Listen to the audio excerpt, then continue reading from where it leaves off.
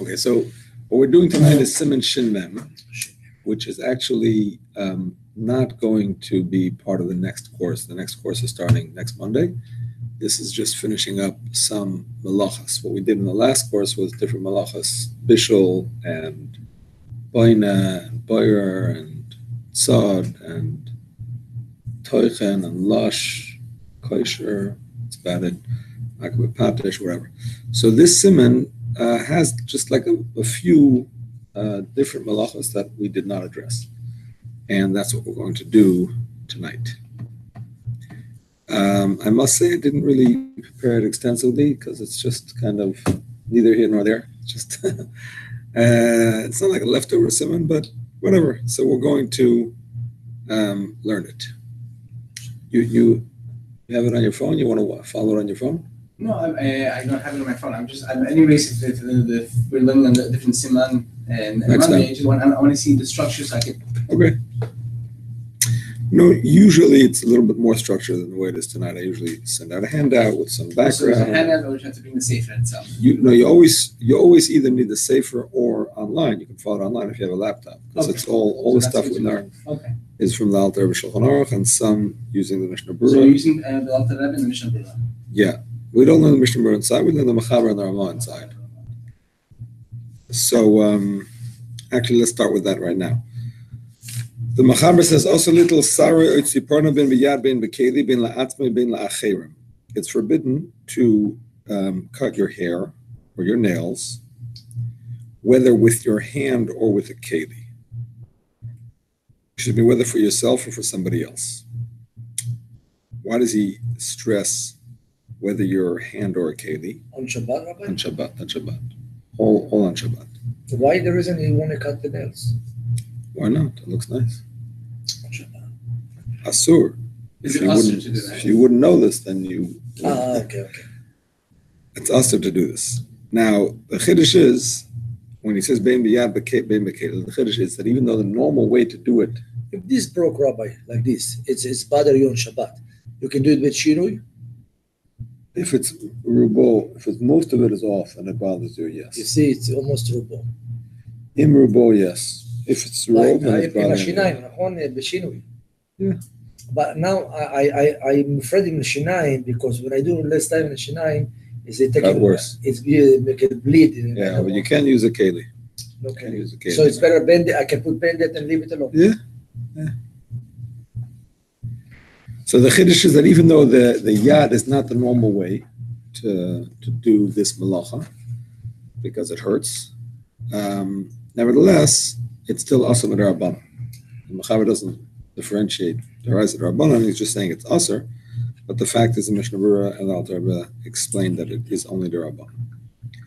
Bein la'atzmei bein la'achem, whether for yourself or for somebody else. The reason that the Mechaber stresses whether for yourself or for somebody else is to tell you that when you cut your own hair, especially biyadayim, it's easier than if you're doing it with somebody else. No, in general. What do you mean, like cutting your hair on your own? Like on your own, like let's say you wanna pull out a hair. If it's your own, you can do it with a scissor or with your hand. With your hand. With your hand. Yeah, sometimes my dad's I do like this, and then come one coming out. Okay, that's eno mitkaven. That's not your intention. But the point is, let's say your nails, right? So some people bite their nails, some people pick their nails. Yes. Not on Shabbat, during the week. So when you do it to your own, you can do it better than to somebody else. Yes. Yeah. Because you know how it feels. Yeah.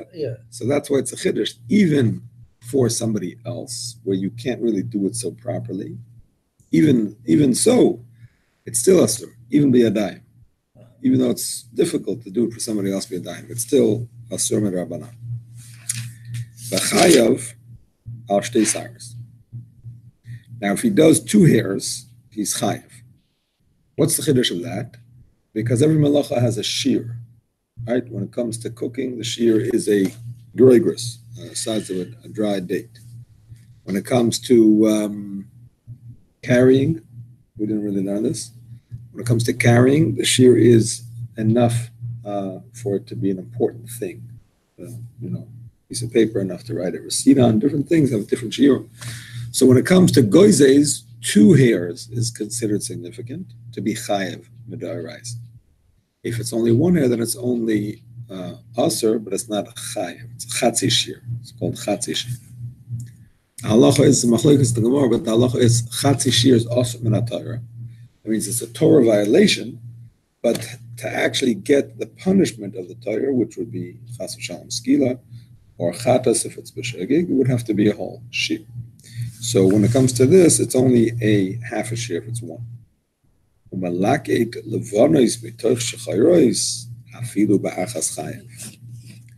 If, I'm just going to post on the chat that we started, in case anybody forgot about it.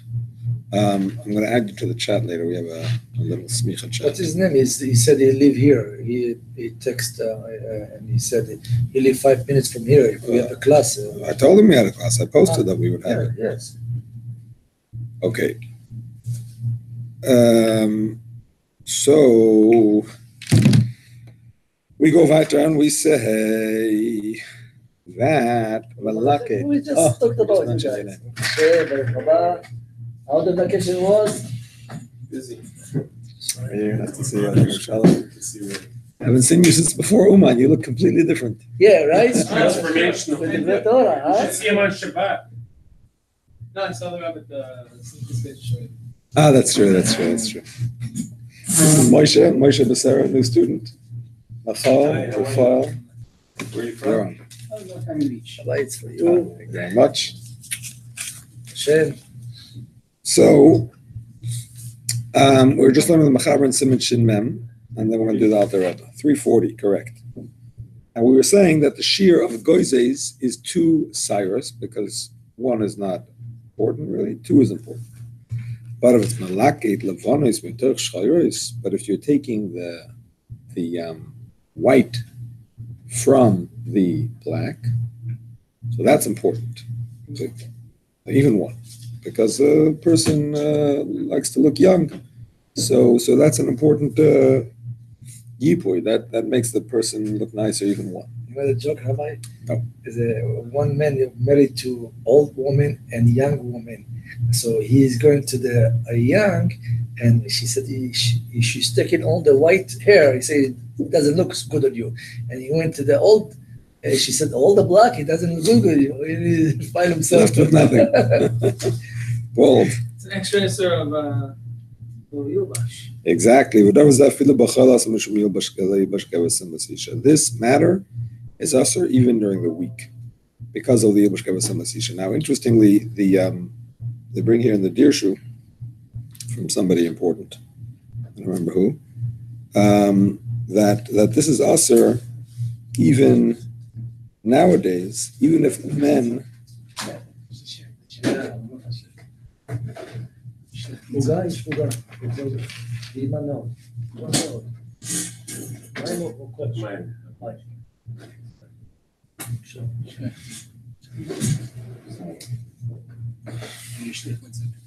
Oh, here it is.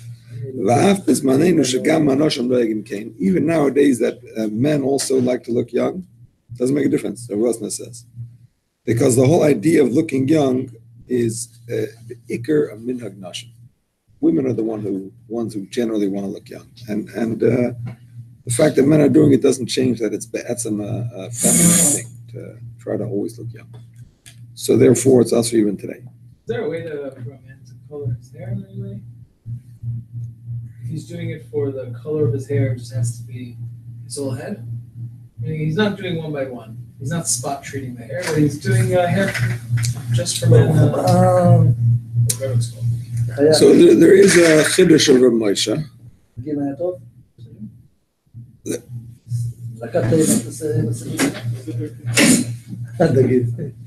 There is a chiddush. There is a chiddush of Rav Moshe. Rav Moshe says that if a person's hair goes white early, and he therefore he's not trying to look younger than he is. He's just trying to look his age. And he also feels that is his vigor. His vigor is that of a person with that with that color hair. So he's not trying to look different than what he actually is. So it's not considered layilbash because it's not for the sake of looking younger. It's just trying to look your. Also be for parnasa reasons. I don't remember what Ramosha's. Because I would say that reasoning along the is. same lines. If needs to look a certain way. Right. So it's not really to look young. It's just to look competitive. To look competitive, yeah. I mean, again, if he prematurely. Right. Right. But A friend of mine actually, he was going salt and pepper and then white, and then one day I saw him and he was like completely brown beard. I said, what's going on?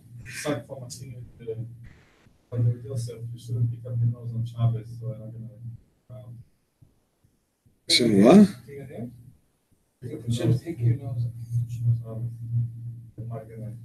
Okay, maybe. So what happened with your friend? He said that he works in IT and all the people are young and all old people are like, over the hills, so he got ahead there.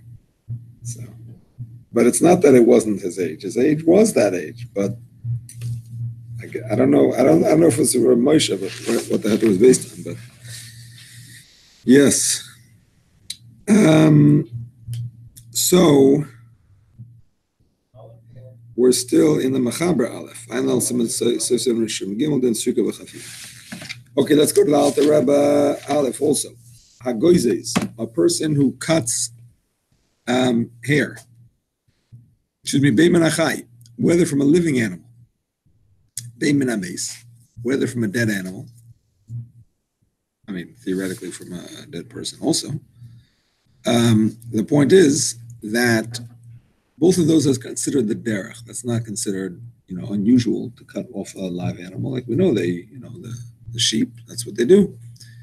And from the dead animal also, they take off. Why not?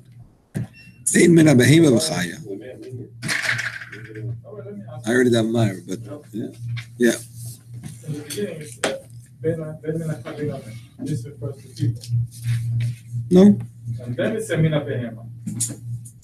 It means both. Why do you say people? It means both. Why is it just? It means both. And then it's a mina behema ומחיה. So. גם מהעופות רבי, נכון?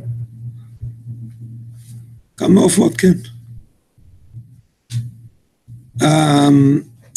בהמה מהם וחיה, whether from a animal or a domestic animal, a wild animal.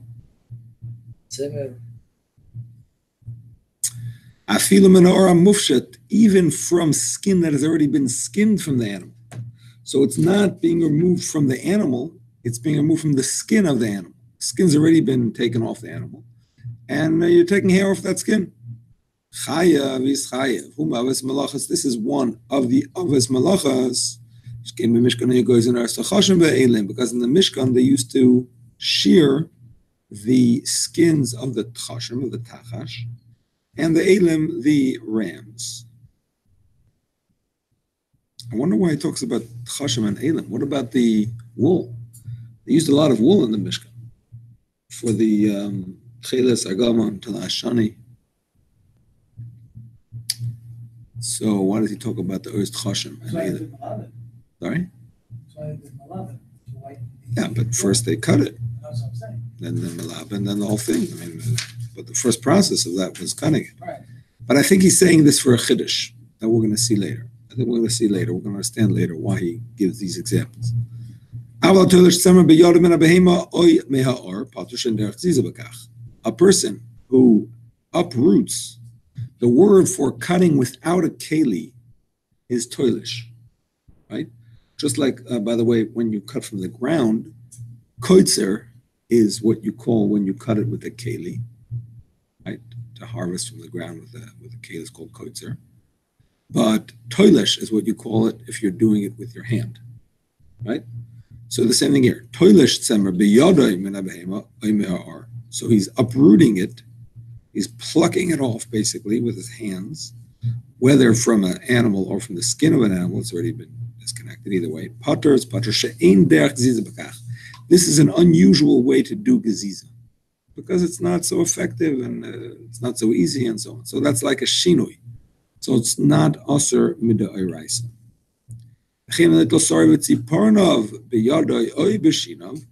Same thing, a person who cuts his own hair or removes his own hair or his own nails with his hands or with his teeth is potter. But it's also little biyad to remove by hand, even for other people. Even though when it comes to other people, it's very difficult to cut it properly without a keli. Yourself, you know what I'm saying, you can do it without a keli. But somebody else is hard to do without a keli. Nevertheless, Asim Rabban. Yes. Said it's patur if he's doing with his hand. Yes. So how can the story about with the rabbi, he is still like that all the Shabbat if he knows the halacha is patur? Patur aval asur. Okay, patur or asur. Asim Rabbanan. I never really understood that.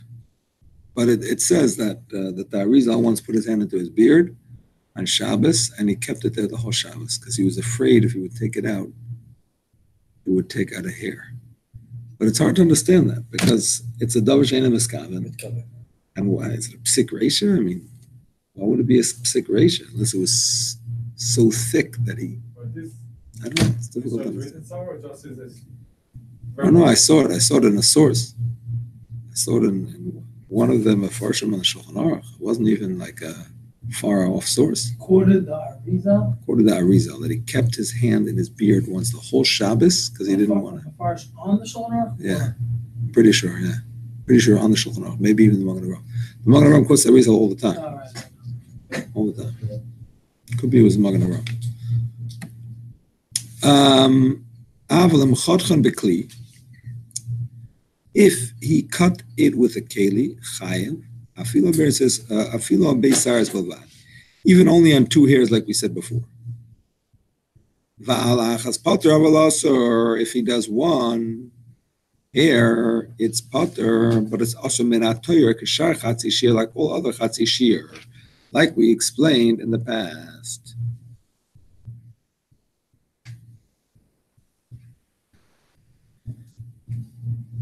Taking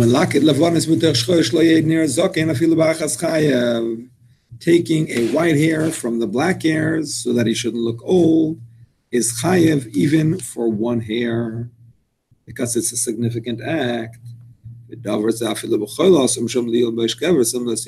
thing is even usher during the week, because of the prohibition of a man not doing womanly things. Now the Alter Rebbe brings, why would we think, or why not would we think, why should the Isser of the Yilbash Gever, Simlas Isha, apply to taking out a white hair when the Yilbash Gever, Simlas Isha means that a man may not wear the dress of a woman? What does it have to do with taking out white hairs? So he quotes the Targum Onkelos, who translates that word, or that pasuk, Loi yistaken kvar b'sikune itza. A man may not adorn himself with the adornments of a woman. So it's not only about actual garments, but it's about adornments, beautifications, makeup, so on and so forth. So that's why it's included. Okay, Beis, Eina Gozez v'achoytech tziparnayim b'lichayev elam kein tzorach letzemer or leseir litziparnayim shechatach. Now there's a chiddush. When you cut the nails with a keli, without a keli, or the hair, you're only chayev. Actually, uses the word choytech. Oh, gozes is for hair, choytech is for nails.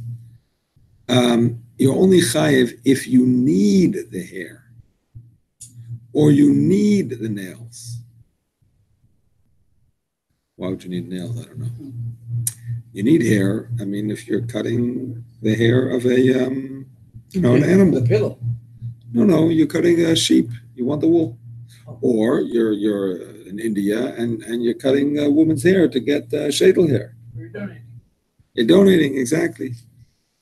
Aval im einat tzarchlem, if you don't need them, it's a malacha she'einat tzricha legufa. It is a malacha she'einat tzricha legufa. Malacha legufa means that it's a malacha that you don't need the object that you're doing the malacha with. Right? So a famous example of this is, what's an example of malacha lagufa? Or Exactly. You dig a pit, but you don't need the pit. You just need the earth. You want to make a sandbox in your backyard, so you dig some sand off the beach. Okay, you left some holes in the beach. I don't care about those holes. That is only aser midirabanan according to most Rishonim. The Rambam holds that that's aser midiraisa, but most Rishonim hold that that's only aser midirabanan. So most people cut their hair, they don't really use that hair. But their nails, certainly they don't use those nails. So according to this opinion, because there's going to be another opinion coming, according to this opinion, whenever you would cut hair on nails and Shabbos, it wouldn't really be an Isser Midaraisa, even if a person would use a keli, because they don't really need those hair and nails. Still also Rabbana, like any Melach or Shtaf Lagufa, but it's only Yasmin Rabbana. Yes? is it any less if you do it with mouth? Yeah, it's a double Rabbana. Less. Less what? Is it a shidduch?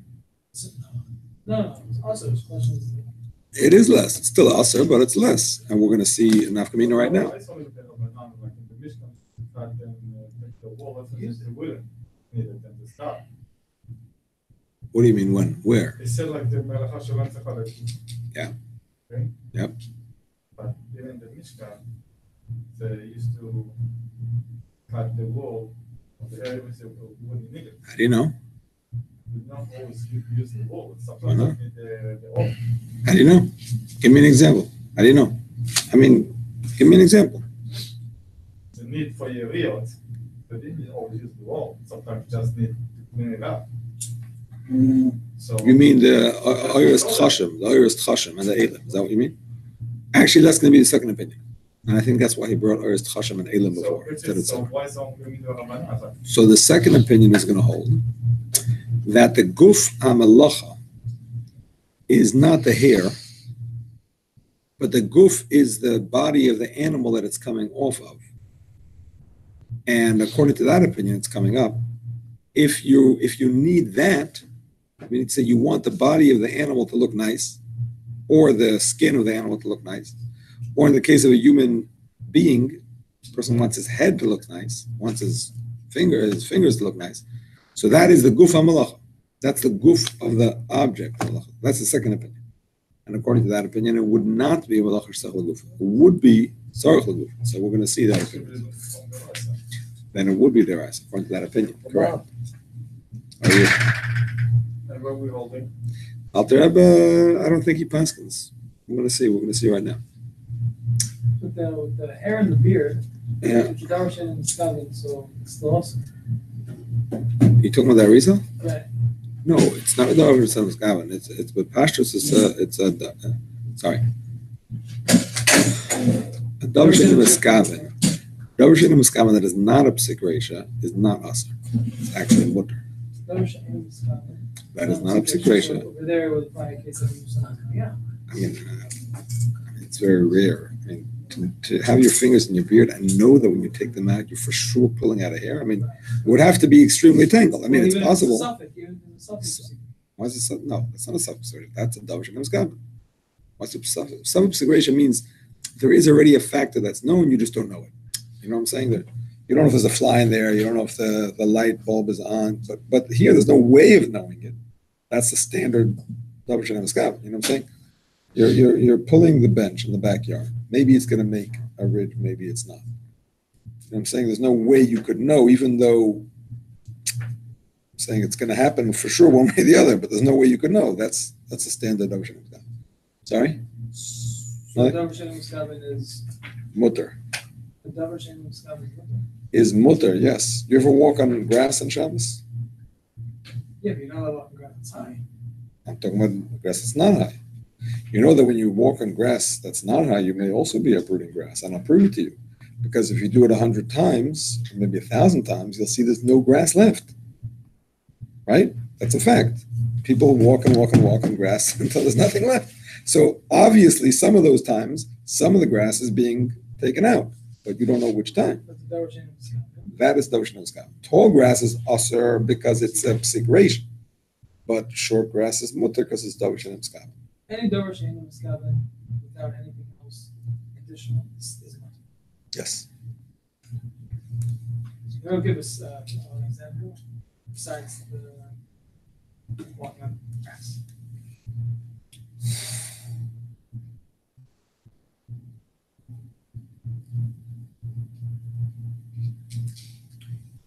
I mean, the reason that people are makel with the refrigerators, even though it's possible that it will turn on, is because it may not turn on. Davar she'eino miskaven. It may turn on. Okay, it may. I don't know. That's not my intention.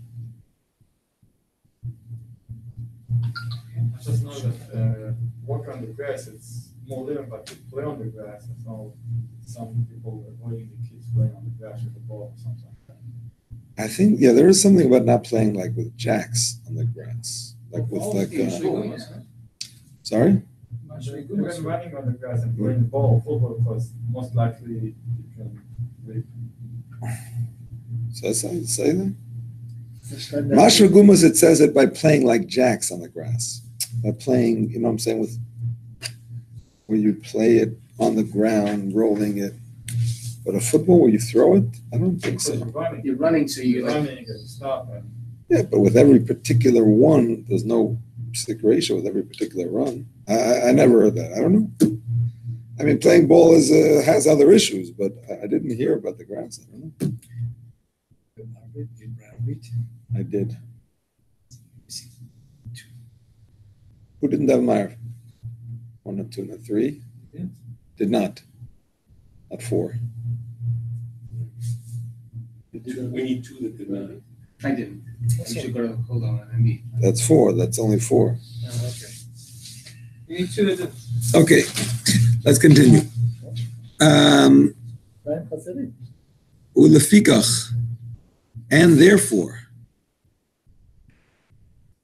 Oh, who's here? Daniel is here.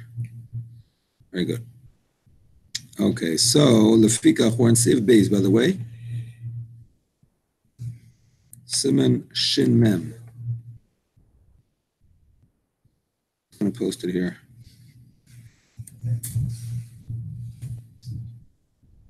Okay. So, therefore, since according to this opinion, it's a malacha she'ein tzarich legufa to cut hair if you don't need the hair or nails. Isha sheshachacha me'erev Shabbos litel hatzipernayim. A woman who forgot from before Shabbos to cut her nails. Excuse me, with Shabbos ulel tfilasa. And on Shabbos is mikvah night. Yesh mi shemata lo lemer lenachas lechoitchan lo. So some allow a Gentile woman or to tell a Gentile woman to cut it for she her. doesn't need it in Starbucks. Exactly. She called them Shenel somebody was saying. Anything is only Rabbanan. But last says let it nachal tzach mitzvah. You allowed to do it through a guy for tzach mitzvah because those some Shem Zayin Shin Chafei, like we explained in those Siman, and we'll get to Mr. Shem later. So it's an Study in Ida, and Ida we studied that. yeah, we mentioned it. Yeah, we mentioned it. Yeah. No. Is that what people are told to do? Only the first opinion. Oh, by the way, this is general rules. כל דבר שאינה אסור אלא מתלבש לפי מותר כתב הדין אחרי. The tzarich mitzvah. Tzarich mitzvah. Is a general rule. Yes. It is a general rule. Yes. And it's not just tzarich mitzvah, it's also tzarich rabim, hefsed meruba, tzarich gadol. But only if it's only to the middle vessel. Yes, correct. There's nothing that from the right side that. The Raisa? The Raisa, the only thing is, there's a chiddush that you can do a mitzvah de rabbim. If it's a mitzvah de rabbim, that you could do even like an eruv. If an eruv broke, you can tell a goy to fix it, even if it involves a malacha de Raisa. Because that's a mitzvah de rabbim. You can hide the strength and. Yeah. even to dig a hole and put the boat back. Yeah. To tell them directly or in Bereimers? Directly. I mean, it's better, as always. Minimize the thing. But if you need to, you can tell them directly. So this is only the Oraisa that you can. That I can think of, yeah. Turning on lights, What about the shul, doesn't need to pray. directly? No, Why is that not saying? because that's the deraisa. Oh, mitzvah derabim, you mean the rabbim?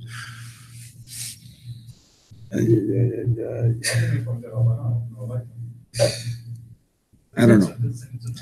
I don't know. The whole thing of that is a chiddush, and I didn't see it about that, so I'm not going to apply it. It's a chiddush.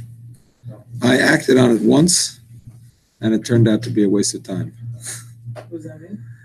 I was new in South Florida, and I didn't know the ins and outs of the Eruv, but whatever. Somebody told me the Eruv was broken, a certain place, so I told him we can take the goy from shul and take a ladder, take everything, fix the Eruv. Based on this, I think it's a Chayadam.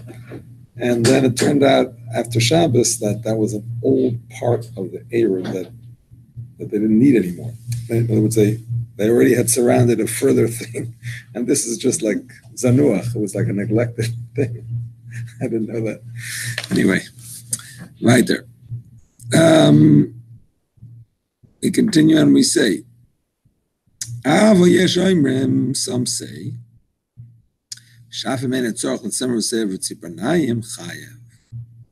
even if you don't need the wool or the hair or the nails, shikar malacha yavros aseret tzemer me'or vatzibrana me'atzbois ve'utzorch leguf ha'avorazu. The main malacha is the removal, and you need the removal.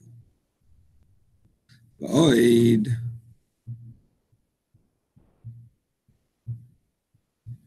And this is what I was saying before. That in the case of the tchoshim, they used the skin. They didn't use the hair. They used the skin. So they removed the hair for the purpose of using the skin. And that, according to this opinion, was part of the malacha of Gozez. Now, the other opinion will say, no, who said it's Gozez? They did it, but it was not Gozez because they didn't need the hair. So, but this opinion says, no, that was there was Gozez when they took the wool off and they needed the wool. And there was Gozez when they took the hair off the tchashim and they didn't need it because they're fixing the skin from which it was coming. According to this opinion, you are not allowed to tell a Gentile woman to cut them. This is a complete shvus. Meaning to say, Issa d'oraisa, to tell a non-Jew to do, is an absolute Issa d'Rabbanan. And they did not permit an absolute shvus, meaning to say a one level d'Rabbanan for tzarech mitzvah. Meaning to say, to tell a non-Jew to do a Torah level prohibition, they did not allow that for a mitzvah. I mean, Yom Tov is the same halacha. If she need a mikveh.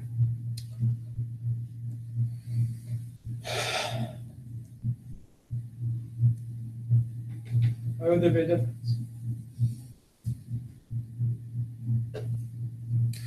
Generally, the halachas of Yom Tov, Amir Lenachir, are the same as Shabbos. Generally.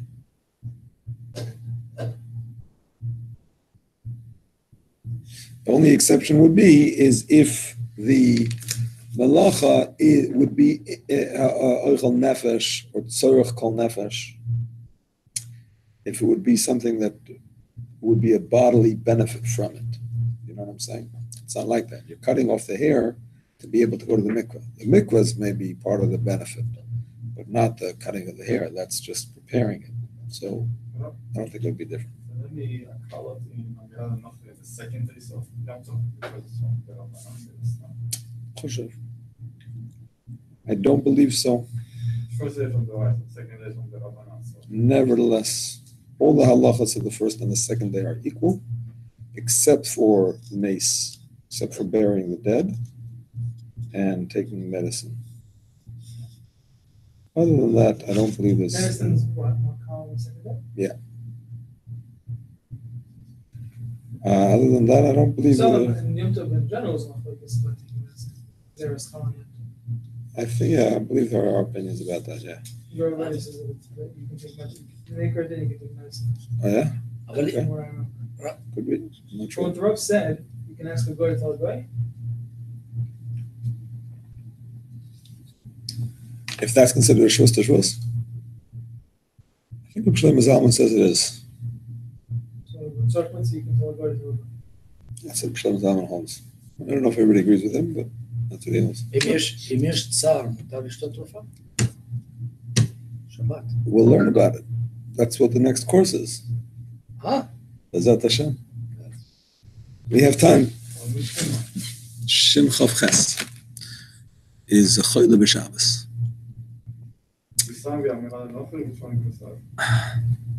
I was planning to start a Mir L'Nacher, even though it's the most complicated.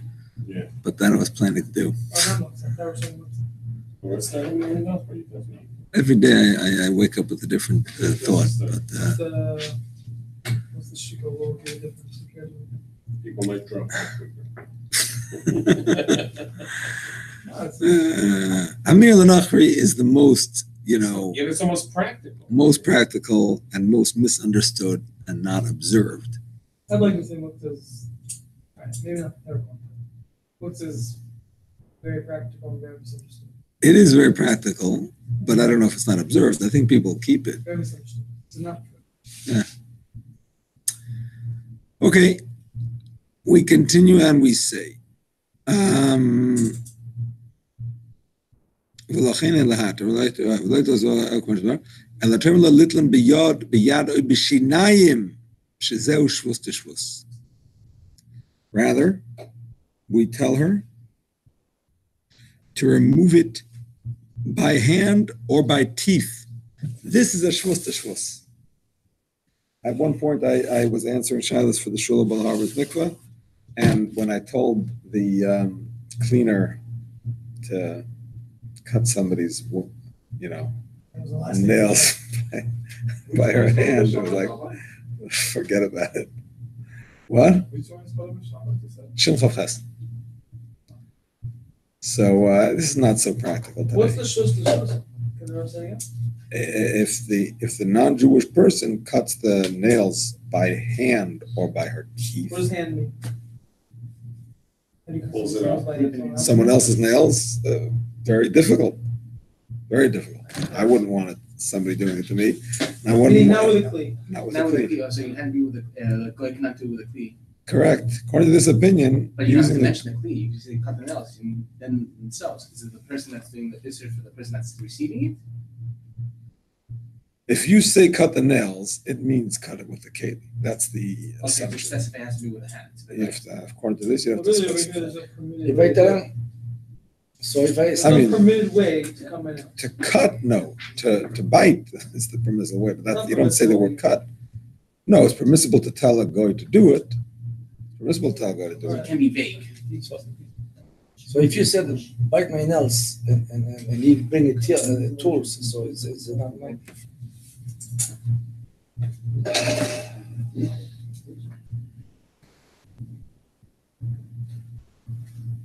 This is his question.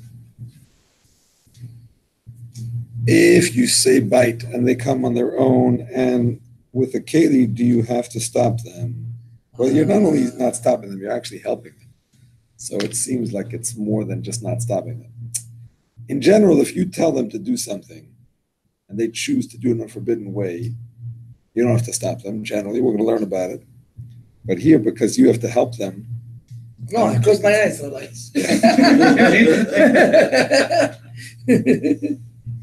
yeah, I don't think it applies. I'm not sure, but I don't think so. Okay, we continue and we say, yes. If the boy does it for you, you still have to wash after? Why not? If you bite your own nail, you have to wash after? I think so. I think That's so. what I tell my kids. Yeah? That's what I tell my kids. No, that's right. It's just my method for discouraging them to do it. Is it a machlokes? Why? Seeing that one nail, you don't have to. Oh, one nail, because it's one instead of the whole thing. Not because of the biting, you're saying. Actually, no, I asked someone recently, so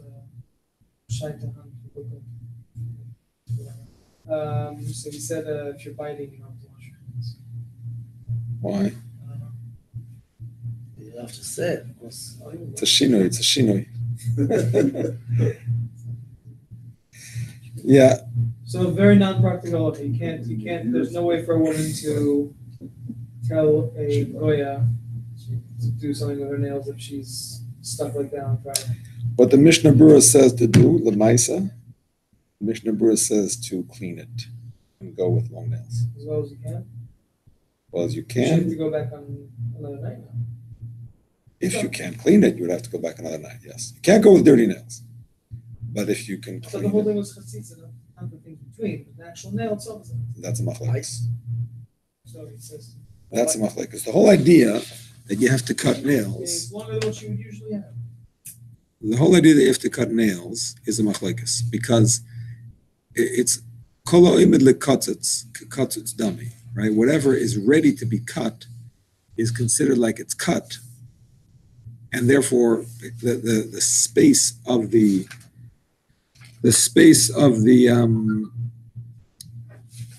place where the nail should be cut and is not cut, that's the chatzitza. It's blocking that space. So that's actually only one of the Rishonim that holds that. Other Rishonim don't hold like that. But we're machmir. We are machmir. Stop.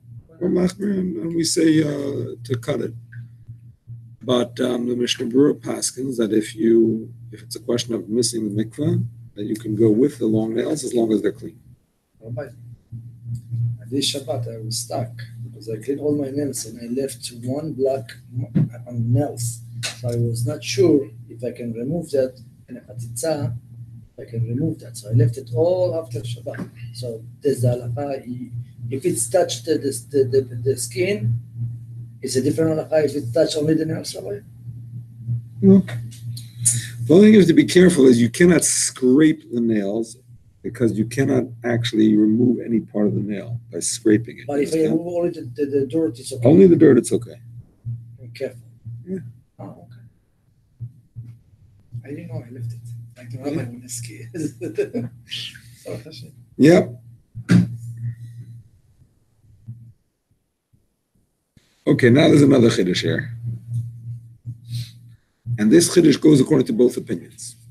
Whether you're having a non-Jewish woman do it b'keli, according to the first opinion, or b'yadayim, according to the second opinion, you have this problem. The fact is the woman who's having her nails cut is going to be turning the nail to allow the person to cut it. You know what I'm saying? Just to make way and so on. So therefore, you are not allowed to do any Isser Midrabanan, even the Tzach Mitzvah. So what's the heter there? The fact is we're giving the heter to the Nachris to cut. But how about the woman herself who's helping her cut? Ein bekach klum shemesayeya ein boy mamish. It's no problem because mesayeya ein boy mamish. When you help, that's not substantial. That's not significant. Mutter gomer min HaTorah, and it's completely mutter min HaTorah. Now, what about Midrabanan? Is it even mutter Midrabanan to be a Messiah, to help a malacha? Here comes a very interesting beer of the Alter Rebbe. Lafmi, we say from Menes l'Sayeh, Ela lo'isem malacha gemor the Rabbi Aser mishmush shvus shalem makam mitzvah. Al makam mitzvah legazu l'asiyu hakamosh legazu l'mir l'nachi l'fishu eina isa klum. Ba'af b'siyona isa ma'u mash masiyan b'mamish b'emes l'shacham gazu l'am gzeir shem yav l'as ba'atzma ela isa maisa aser afilu shvus to shvus b'makam mitzvah. Mosh is b'ab siman shin laman aleph. Okay, listen carefully. If you are helping somebody do an Isser malacha, they are doing the main malacha, and you are being Messiah, So you're being Messiah and Isser, that's Asr. Understand? Let's say you have a situation of Shnaim Shasu. I just want to say that Two people are doing something. about the door. Now, if it's two people that are doing something that neither can do on their own, they're both Chayev Midarais, because they're doing a significant malach. Let's say one can do it on his own, doesn't need the other guy, and the other guy cannot do it on his own. He's a weaker person. He can't do it on his own. But he's helping because he wants to be nice.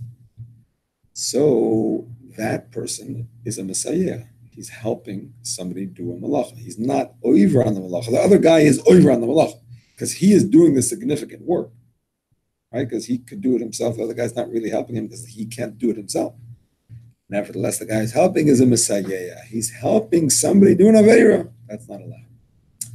However, over here, there is no Aveira taking place here. What's the guy doing? The guy is doing something he's allowed to do. And you're allowed to tell him to do it. So your siyua is helping a permissible thing. You understand? Therefore, it's allowed. It's ein by mamish. Because they go allowed to do that. Exactly. The guy is allowed to do it. So you're helping him do something he's allowed to do. They go allowed to do everything. No, not if you tell him to. You're not allowed to tell him to do. If you would tell a guy to do something, and you're not allowed to tell him, and then you help him, let's say, according to the opinion that says that you're not allowed to tell the woman to cut it, and you tell her, and she cuts it, and you help her, you did two Averis. A, you told her, and B, you helped her. Like you're doing it. Two Averis. If you tell her go. But if you're allowed to tell her, because let's say, according to the opinion, it says only Rabbanan, or if she's using her fingers, whatever. So what she's doing is allowed. You're allowed to tell her. So helping her do what you're allowed to tell her to do is not important. I understand what you say, but it doesn't make clear because the minute you have to tell her to do, so. But you're allowed to tell her. Talking about a case where you're allowed to tell her. Or talking about a case where you're allowed to tell her. For example, you're telling her to do it with her teeth. So you're allowed to tell her, and you're helping her do something that you're allowed to tell her to do.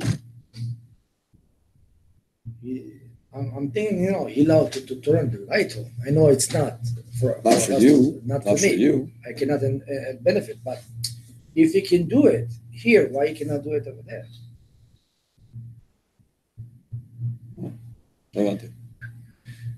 Anything we don't allow to do, we cannot say to the goy. Correct. Here, but no, not anything. An Issa Derabanan, you can say to a guy for a mitzvah. That's what we're saying. You can tell a guy to do an Issa Derabanan for a mitzvah. And if it's a case that you're allowed to tell the guy, you're allowed to help him also. Help him, meaning to help him in a way that you're not doing it, that he could do it without you. So what you're doing is not important. What he's doing is what's important, and he's allowed to do what he's doing. So your help is not forbidden. I'll give you another example.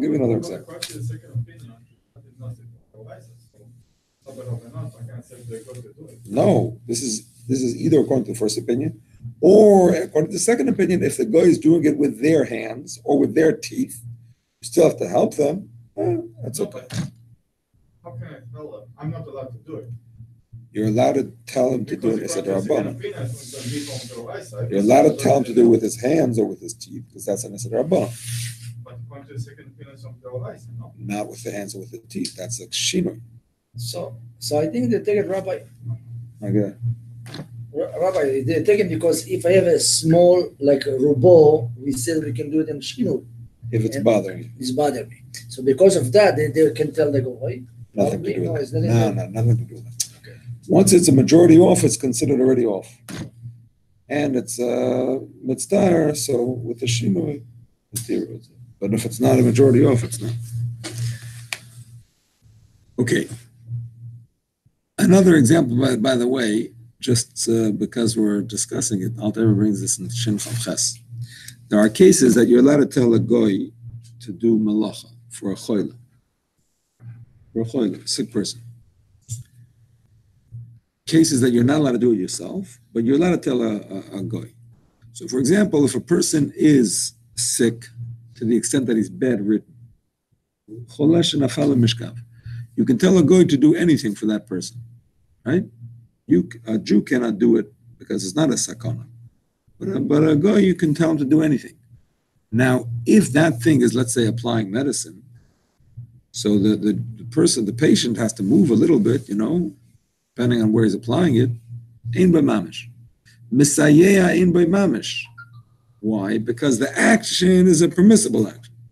You're allowed to tell the guy to do it. And he doesn't need you to move. He could do it himself. So what you're doing is not significant. You're helping him do something that you're allowed to tell him to do. So that's why she can move the hand also. Exactly. Same reason here.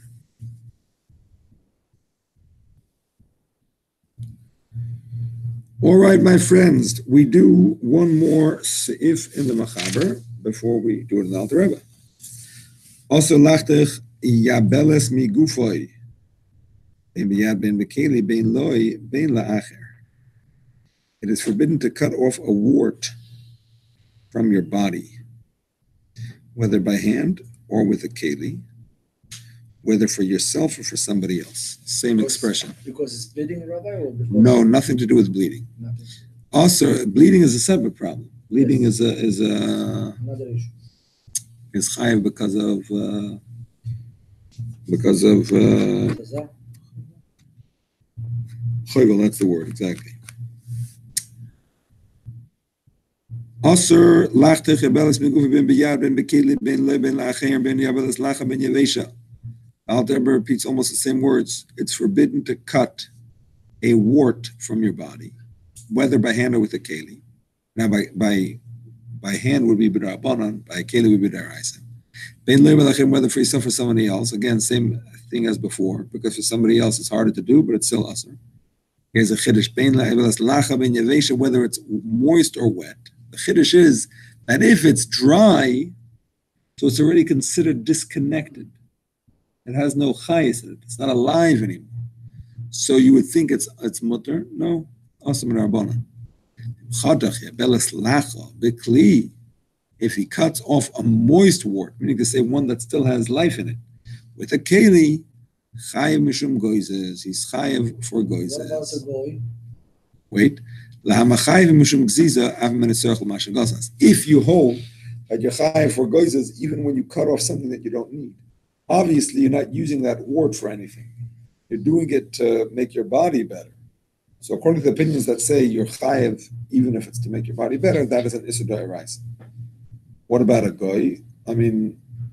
What about a goy? If it's yavish, Yeah, but what's the point of asking a goy? There's no mitzvah. Even if it's asa d'rabbanan, there's no you can tell mitzvah. him the shinui, like what There's no mitzvah. There's no mitzvah. Why? No mitzvah. A mitzvah. Okay. She allowed to do mikveh with that? It's not chotzetz? No. A wart is not chaytzitz. No. Unless it's something that is oimidly katzitz. That is, Like yavish. it bothers her. She's ready to cut it, whatever. But she doesn't have to cut it just because of the mikveh. If it's something that bothers her and she's planning to cut, then she has to cut. Well, yeah, if it bothers her and she has to cut it for the mikveh and it's yavesh, then you could tell a guy to do it. That would be the case. Because then it's only a drama. Okay, my friends.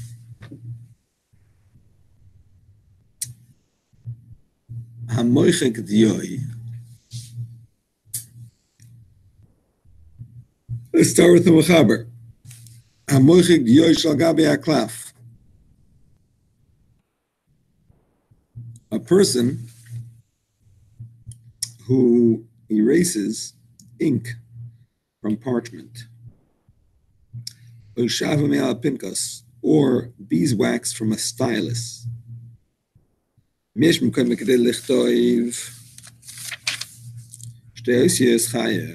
If he erases an area in which two letters can be written, he's chayev. Now notice, the Mechaber doesn't say that he's erasing letters. Right. He's not even erasing letters. He's erasing ink.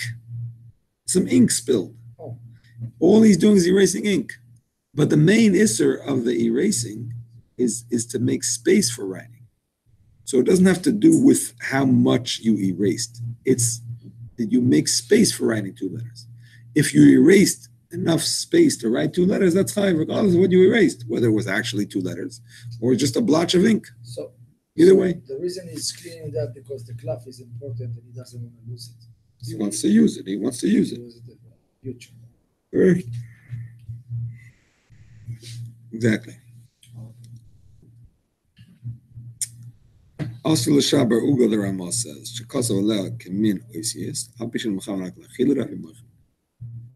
it's forbidden to break a cookie on which letters are written, even though his intention is only to eat it, because that is considered moichek.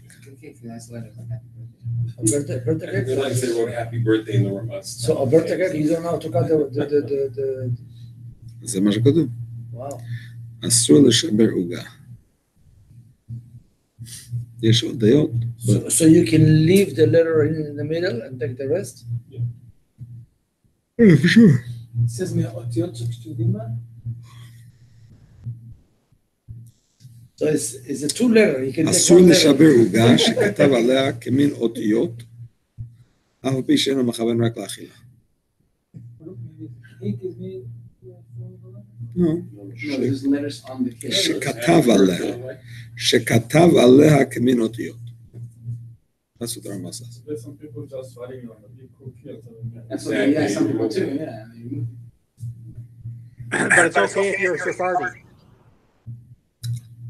No, Who said? it's okay. This is Dan. I was just wondering, since it's the Ramah, is Sephardic.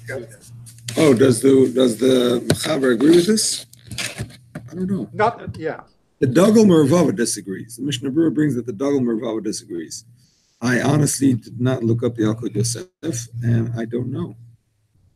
What do you say? The Shchai says what? I heard something like that, but I mean, I don't know how to see it. He's saying that crackers that have letters on them. Yeah, etched on it, yeah. We're gonna see. Oh, like the band name? Yeah, the brand. But Rabbi, if you put it inside your mouth, it's gone. I mean, you don't break it. You put one piece. No? You still destroying inside the mouth. I'm sure according to that. That's why I want to ask the Rabbi. Yeah. If it's inside, it's gone. the שאלה. Shin Mem. קוק? יש לי כס, יש לי לקוח עכשיו. היא פה. 1 או 2? 1 או 2? 1 או 2? מישהו רוצה? טעים מאוד. אני מבטיח לכם שאני אסיים אותו לפני שאתם תוצאים. טעים מאוד מאוד. What seven is this, Rabbi? Shin Mem. Actually, according without the Rebbe, it's more clear in Hilchos Pesach that we're talking about, not to write on the matzah. Kosher Gemara. סוג או שוקולד שכתוב עליהם כמין אותיות מותר לשוברם בשבת כדי לאוכלם, ואין לחוש משום מויחק בשבת, אף על פי שהאותיות נמחקות באכילה, כיוון שהוא מוחק שלא על מנת לכתוב, אבל רק איסור דרבנן, וכיוון שאינו מתכוון לכתוב, אבל לא הפסיק רישא ולא אכפת לי בדרבנן, וכך יש להציע. אשכנזי או ספרדי? כן, פסקו. I'm not translating, but No, the Yalkut Yosef also says that it's allowed. Where are you reading from? Yeah. יש לה כמה קושקם ועשר שנתו בלא יעזס שאינו סבא לשם.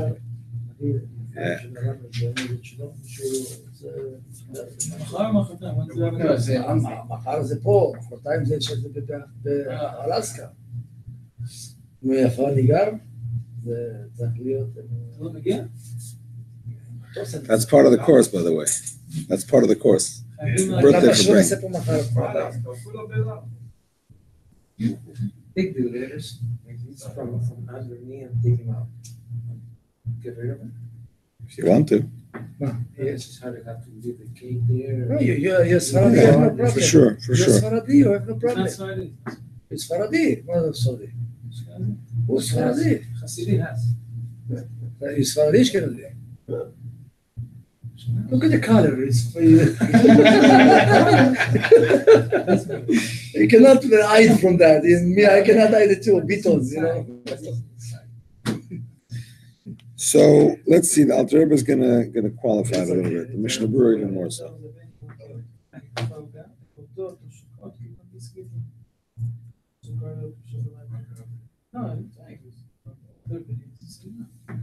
Yeah, the Dogel Mervava is the main. One of the Achronim was Mater.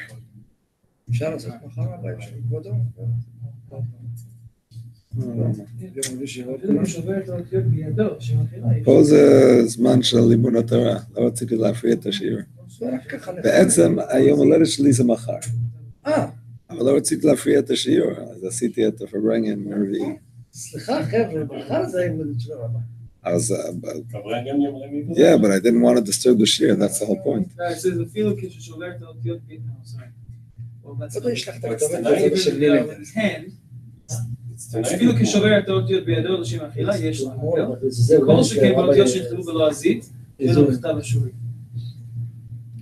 Yeah. Okay. Tonight, right? Tonight and tomorrow, yes. Oh, it's tonight. Yes. You want to take our recommendation? Oh, yeah? Well, should I tell you every year?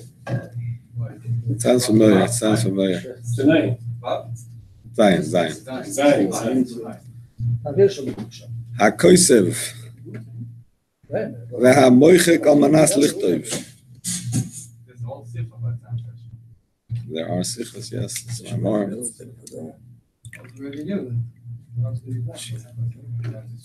Zion Cheshvan is when they say the same kalamot in it. A person who writes or erases in order to write in the place that he erased. May always malachas saying, those are always malachas. Shekino yukoison al kashi mishkan l'siman. Leida isa ben zugay. What do they do in the Mishkan? They used to write on the krushim of the Mishkan, on the beams of the Mishkan, to know which was the pair. We need to say, there's a concept, the Gemara says, of Mailin b'kodesh ve'in meiridin. So the beams that were part of the Kodesh Kodashim can't be moved to be further out. And the beams that were closer to the Kodesh Kodashim also can't be moved further out. Everything has to have its place. Everything had a number, exactly. First, second, third, everything had a number. So they would write one and then another one so they would know how to pair it up.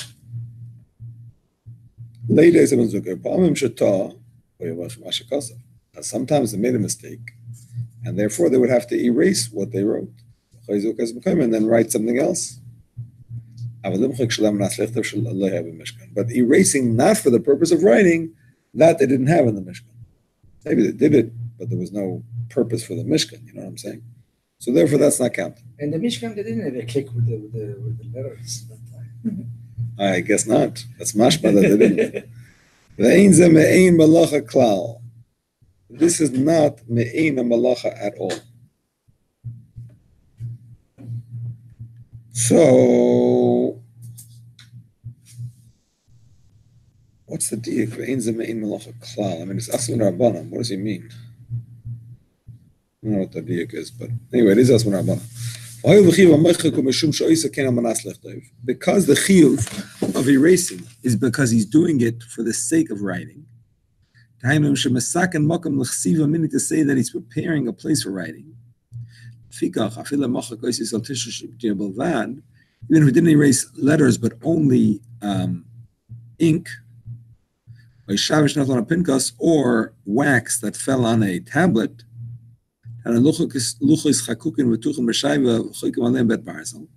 which in those days they used to have tablets covered with wax, and they used to write by engraving within the wax, right? And now on the regular layer of wax, which they used to write on, another layer of wax fell on it. So you want to take off that layer to have the regular wax underneath it. You remove that layer of wax to be able to write underneath it on the wax. All of those are chayiv. So again, the reason the Alter Rebbe is explaining this whole thing, and in the Mishkan the whole purpose was for the writing, is to explain that it's not about erasing letters. It's about erasing the place to write letters. That's why you chayiv, even if you're just erasing ink, a blotch of ink. That's only if you're erasing a space to be able to write or to engrave, in the case of a stylus, 2 letters. That's significant. Just like we had before, all the shiurim, every malacha has a shiur. The malacha of ksiva is 2 oisios, and the malacha of machika is a place to write 2 oisios. Also a person who writes, or he erases actual letters, is only chayav if he erases 2 letters.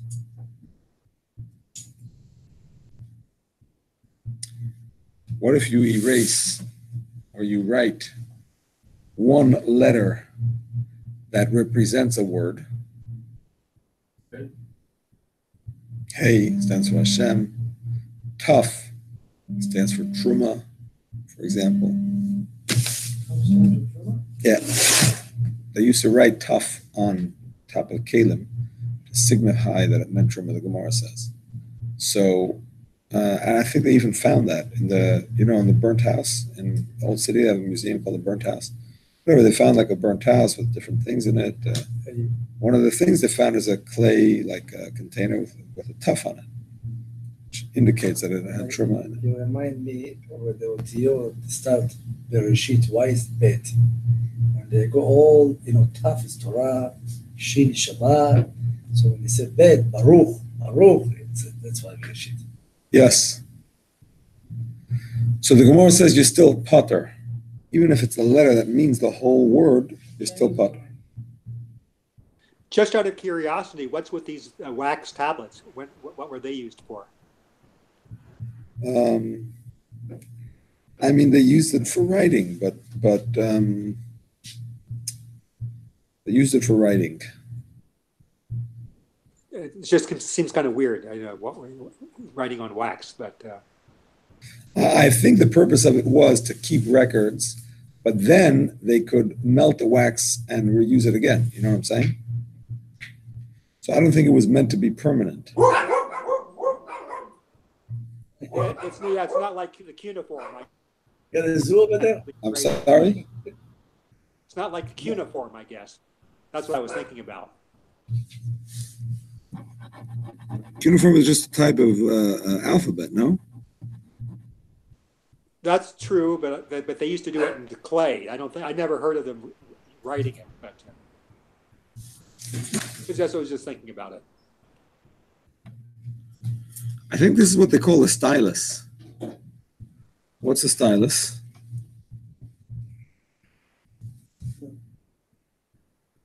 No, it's not a stylus. Hard point.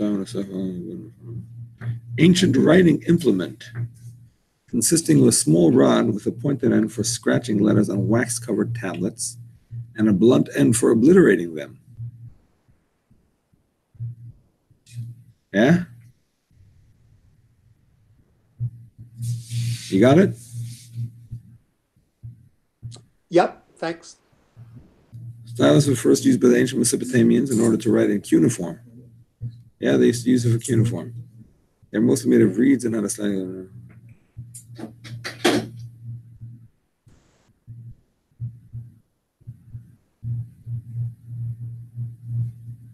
In Western Europe, stylus were a lot used to.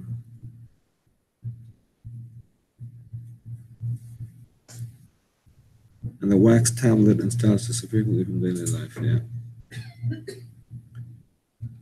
A wax tablet is a tablet made of wood and covered with a layer of wax, linked loosely to a covered tablet as a double-leaved. It was used as a reusable and portable writing surface. So they used to record things on it and then erase it and rewrite on it. Okay, the point is we continue and we say,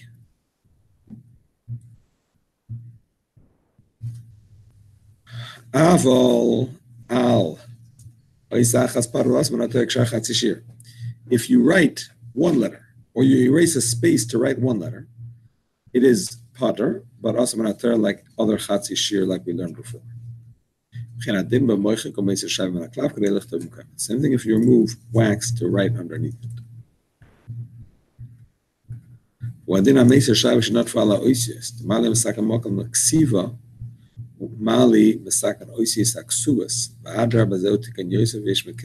This is a very interesting machlokes, which actually has practical applications. If there is wax that has dripped onto a written word, is removing that wax considered erasing? Dripped onto what? It dripped onto a word. It's covering a word. You have a word, it's covered with wax. When you remove the wax, is that like erasing? Just revealing the letter. Exactly. So in other words, just like when you erase a empty space and you allow somebody or yourself or whatever to write in that space. So the erasing is allowing for writing. So how much more so if you erase and there's already writing underneath it? That's even a more powerful type of erasing. Normally, why is erasing? Yeah. No, it is erasing. That's the whole point. What's the point of erasing? Is to prepare for writing. So here you're preparing something that's already written. It's even worse. You understand? Why is it worse? Because what's underneath, as long as it's covered, here's the sword. As long as it's covered, what's underneath is not, it's not there. It's like it's not there. You erase it, you fix it, you make it be there. You understand? You're not actually writing it, but you're revealing it. So removing that and allowing the letter that's there to be revealed is even worse than allowing an empty space to be revealed where you can later write. It's already written. So you're uncovering something even more significant. Even if it's already pre-existing. Exactly. For sure, not preparing the area, we cannot write anything over there. It's already written. It's already written. So that's it. There's no issue to reveal something that's written. No, there is. That's the whole point. Because it's covered, so for now it's as if it's not there. By revealing it, you're bringing it out. So that's like erasing. What's the problem with erasing? You're preparing an area that will be able to be used for writing. But erasing is actually make something disappear, not revealing. So I don't understand the concept. It's making the cloth. I'm revealing something, and mochek, it's something that I'm removing. Exactly, I'm removing the wax. Any of those. You don't have to remove oisius. To be chayiv, you don't have to remove any ois. If you remove wax from a blank parchment, let's talk about that. If you remove wax from a blank parchment, you're chayiv, even though there's no letters in the wax, just a piece of wax. You can't. One second. You can't write on that wax, so the parchment underneath it is useless. Now that you've uncovered that parchment, you've made it useful. That is the Isser of Mechika. It's not that you're erasing letters. That's the whole point here. Preparing so it can be written. Exactly. So how much more so if you're preparing something already written? But I'm not going to write on top of another letter. You don't have to write. It's already there. So it's even worse. I didn't prepare the area to be written. It's even worse. You prepared an area that's already written. It should be even linen, not worse. No, there's a machlokes about it. Yesh mekilin. Some are make because they hold that even when it's underneath, it's still considered there. So therefore, what did I do? I didn't do anything. It's just like taking a cover off of something. But according to the first opinion, as long as it's covered, it's as if it's not there. So if I'm revealing it, I'm creating not just a space to be written, I'm creating a space with writing. It's even worse. What are the first opinion? He doesn't pass him. Huh? He doesn't pass him, but it's mashma that he's machmer, because he brings the first opinion without saying the yesh. He just says aser. So taking yes, the yesh mekilim razeh.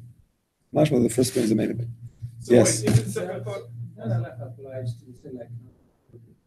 But, It's very dusty. Yeah. I cannot see what's.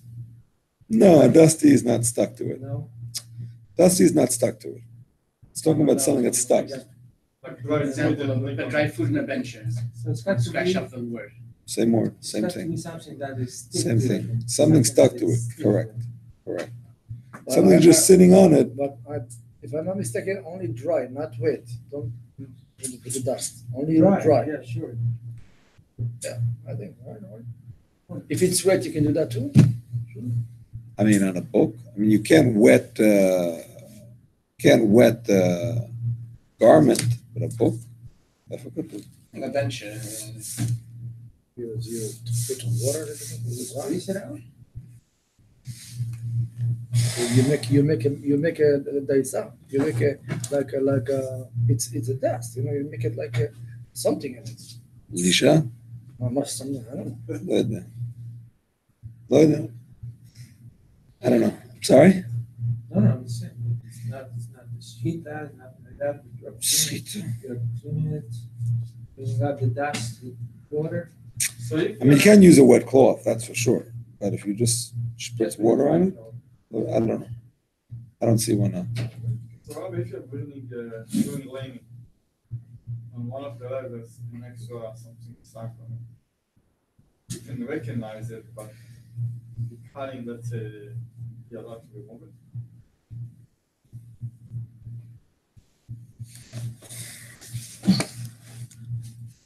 That's a question. Doesn't cover the whole art, but on part of the art. Lamed Beis Chav Daled.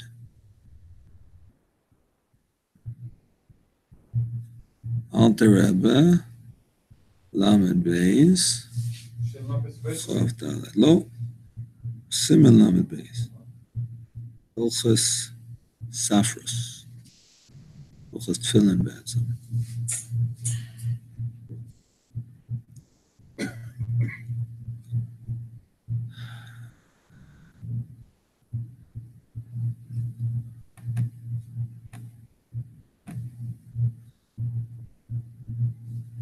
Okay, here we are.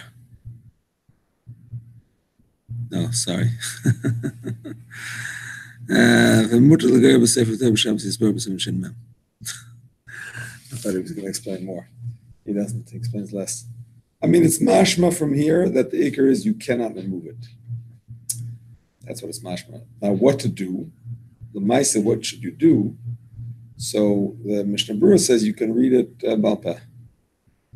So you're not allowed to about it. He holds that it's not really considered balpeh because it's really written there. It's just underneath. Understand? If it's missing, actually missing, then you have to take it out of the Sefer Torah. But if it's actually there, it's just underneath, the Mishnah Berurah holds you can read about that. But not everybody agrees. Give me a moment, and I will tell you.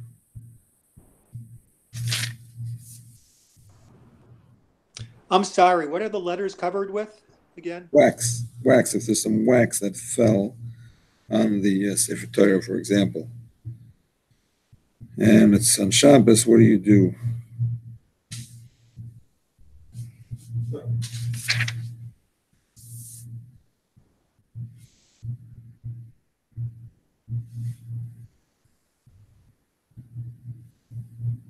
This is sort of mitzvah, so you're not allowed to also.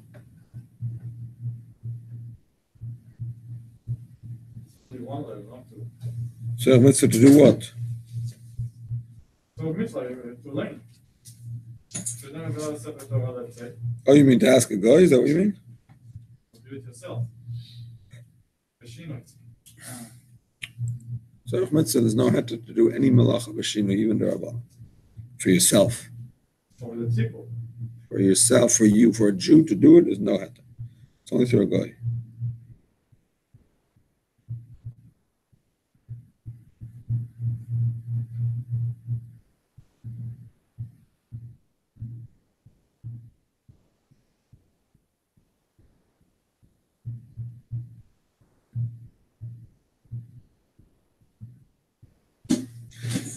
Yeah.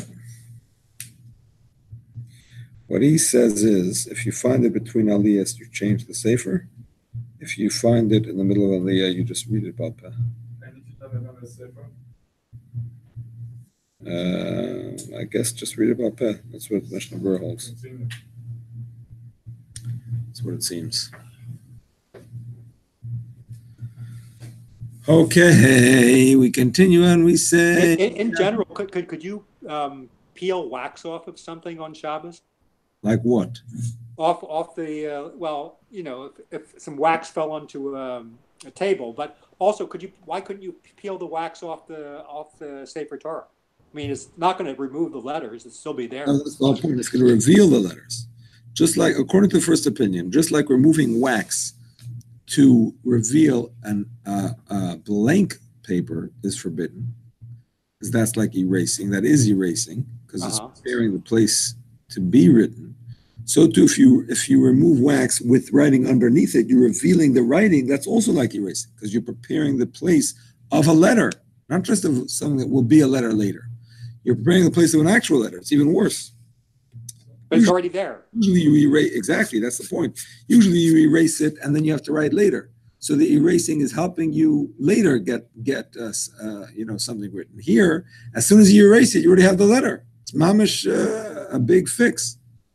As soon as you're not erasing anything. That's what I don't understand. You are, you're absolutely erasing. You're erasing what's on the wax. You're removing wax is called erasing. Erasing does not mean erasing a letter. Erasing means removing stuff from a surface in order to prepare that surface for writing. Whether you're removing ink, whether you're removing a letter, whether you're removing wax, all of those is considered erasing. You understand? Even if there are already letters there, you're still preparing it for writing. That's a machlokas if it applies when there are already letters there. Certainly, if there's no letters there, it applies even to wax, even though you're not erasing any letter. But if there's letters already there, so that's a machlokes. Some say yes, because preparing a place with letters is even worse than preparing a place without letters. Some say no, because the letters are already there, you're not really, it's not erasing, because you're just revealing what's underneath. Yeah, that was the thing I was confused about. Okay, thank you. Erasing that you're talking about, only on surface that in general you will write something. Let's say, why I'm asking, let's say you said even on the bench of dry food, not allowed to peel it, even if it's not on the letter. Let's say if you have on the tablecloth, from one meal to the other, you have something that spilled, get dry with the time of the meal, when you want to clean it, you're not allowed to. I don't think it's a problem. I don't think it's a problem, because it's not a place that's fit for writing.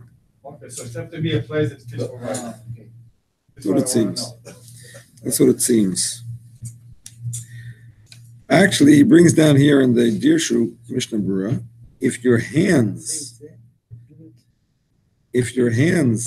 got ink on them, For Shabbos or Dun Shabbos? either one. The Chai Adam says you can't wash them off because you're erasing. This Tshuva says you're allowed to, because that's not a place of writing, so it's only considered dirt. That ink in your hand is considered dirt. Exactly, on any place that is not normal to write. That's the point. If it would be a place that's normal to write, even if it's dirt, it's still called erasing. But if it's a place that's not normal to write, then he brings different opinions and say that's not erasing. So, Rabbi, a cake is not a normal place to write. I was about to say that, yeah. Okay, we word it out. It's not a normal place to write. Writing just for decoration. That's whatever. to eat, yeah. So, and we still speak about it. The info of Pesach, Matzah, is not a place that usually you write. Only so how it work out? The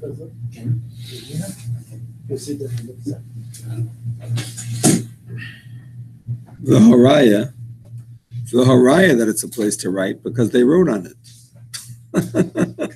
Yeah, no, but I mean. What do you mean? They wrote on it. It is a place to write. People write on cakes. People write on cookies. People write on matzahs. I mean, not anymore. They don't write on matzahs, but they used to write on matzahs. The very fact that we're discussing it means that they do it.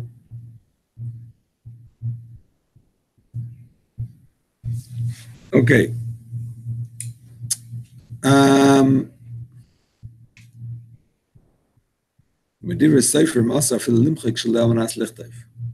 Midrabanan, you're not even allowed to erase without the intention to write. Therefore, it's forbidden to break a cake that has letters on it. Even though your intention is only to eat it. Because he is erasing. You're allowed to give it to a child if who does something for his own benefit. You don't have to stop them. Like it is explained in Siman Shin Mem Gimel. So look at between Sephardic and Ashkenaz. So the main issue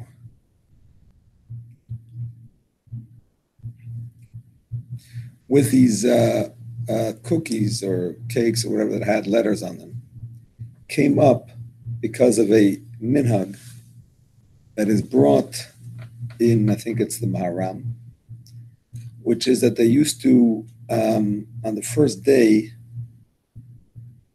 of Cheder, they used to make a special cake, and on the cake they would put certain psukim. Oh. And they would give it to the children to eat.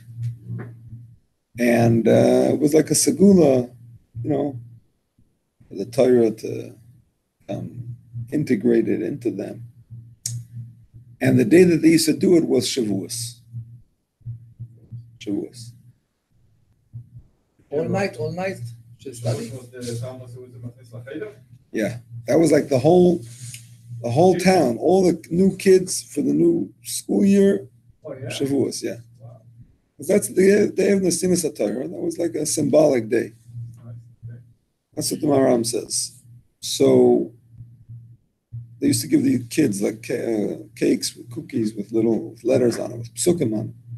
And the Maharam says, even though you're not allowed to erase such letters, nevertheless, because they're children, right? They're young children. They're just starting Cheder now. So, and he's doing, the children are doing it for his own benefit, for his own pleasure. So you don't have to stop them. That's what the Maharam says. So that's the basis of this whole discussion. For children. With the heter to give it to children on the one hand, and the fact that it's also for adults on the other hand. Now the Noda B'Yehuda questions this psak. No, this psak, not the minhag, the psak. Why is it asur? Because after all, it is, first of all, it's drabanan because it's not a normal place to write. It's not for the sake of writing. You're erasing, not for the sake of writing. Second of all, it is, it's only a psikresha. You know what I'm saying? It's not It's like, and color and food. And it's the same thing. It's open. It's and. No. Okay. The fact that it's food doesn't mean it doesn't have erasing. That doesn't say ein ksiva ba'oichlin. Doesn't say ein ksiva ba'oichlin. It says, by some things it says whatever, but it doesn't say it by ksiva and chikin.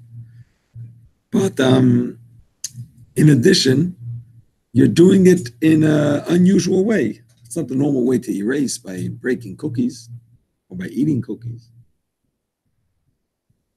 And it's also mekalkel. It's like you're ruining the letters. You're not fixing anything. So he says there's so many factors that make it. It's a derabanan, it's a kalach hayad, it's a mekalkel. Give it. He says it's no problem. And it's a psikresha. It's not your intention. You want to eat the cookie. You want to break the letters. You don't care. He says the only reason, listen to this, the only reason Nagel Rava says that the Maharam says it's asur is in the case of the Maharam where the kids, Taka, wanted to eat the cookies. They want those holy letters to go into their mouths. So that's not a psikresha. They want it. Still, it's mutter because it's kids. But for an adult who they actually want to eat the letters, that's a problem. But if you don't want to, then it's okay. Because of all these factors. Psikresha, Drabanan, Mekalkal, Kalachayad. So that's the psak of the Dagel Mervav. So, about the cookies, crackers. Yep. You're not allowed to read them when it's writing. But it can cost, if it's inside a cake, you don't see it. Let's say you make it like there's a cake, cheesecake with layers, you put the biscuit with the writing in it. It's covered with the cream, the cheese.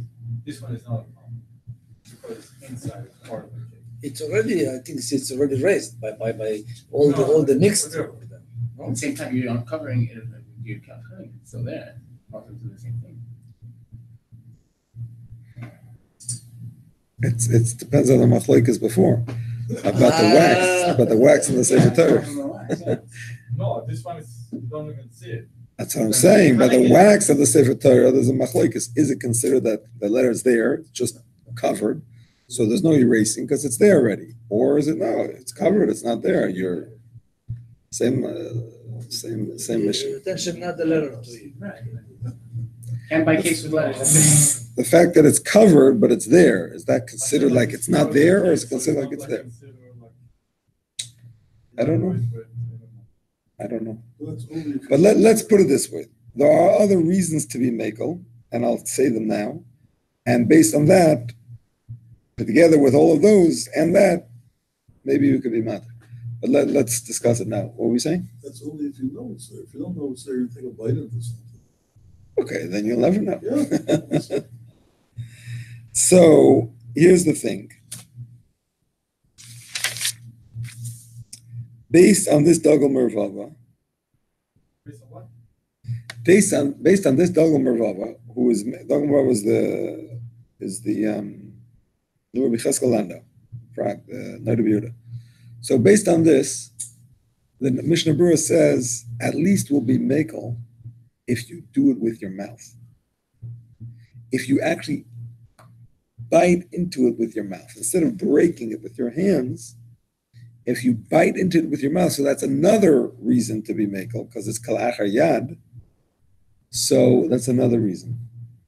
So that's heter number one. Of the So if you cut between the letter P's and then you take the cake and you bite, it's So you can According to another Mishnah mouth. Berurah, it's okay. do it with the mouth. According to the Mishnah Berurah, you can do it with the mouth. That's for adults? Even for adults, according to the Mishnah Berurah, yes. Oh, so wow. One shot, still you shouldn't. According to the Mishnah Berurah, it's allowed. Only according to the Mishnah Berurah.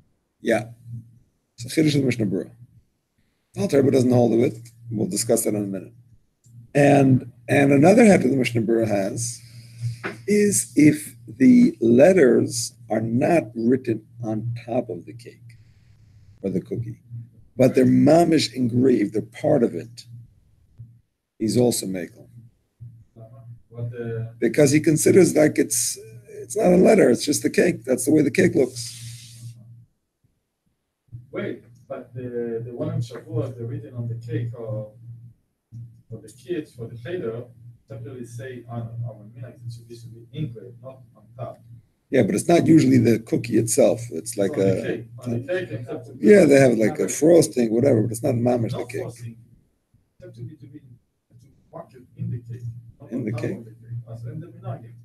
I thought it was on the frosting of the cake. No, In the no, cake? it's How do you do it in the frosting. cake? It has to be up to. How do you do that? Huh? How do you even do that? I don't know how you would do Take that. a while with the toothpick and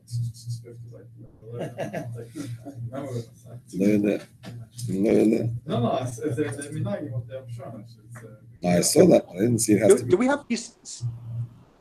have the same issues like having pictures on the cake?